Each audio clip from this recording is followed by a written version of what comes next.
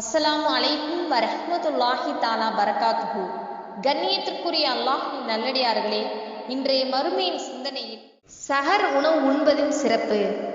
சஹர் செய்யாமலும் நோன்பு திறக்காமலும் நீங்கள் தொடர் நோன்பு நோற்க வேண்டாம் என நபி ஸல்லல்லாஹு அலைஹி வஸல்லம் அவர்கள் சஹாபாக்களை தடை செய்தார்கள்.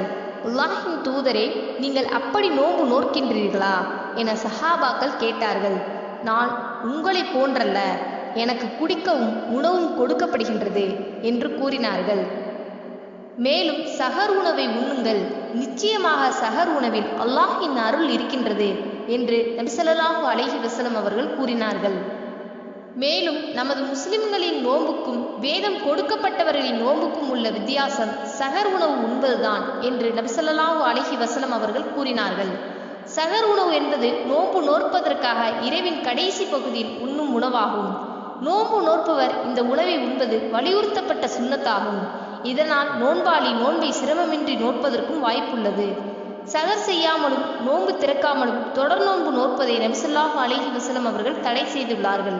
இன்னும் வேதம் கொடுக்கப்பட்டவர்கள் நோற்கும் நோன்பிற்கும் நாம் நோற்கும் நோன்பிற்கும் மத்தியிலுள்ள வித்தியாசம் சஹர் உணவு உண்பதுதான். அவர்கள் சஹர் உண்ணாமலே நோன்பு நோற்பார்கள். ஆகவே அல்லாஹ் நமக்களித்த அருளை பெற்று நபிமார்களின் சுன்னத்தை கடைபிடிப்போமாக. ஆமீன். அஸ்ஸலாமு அலைக்கும் வரஹ்மத்துல்லாஹி தஆலா பரகாத்துஹு. அல்லாஹு அக்பர், அல்லாஹு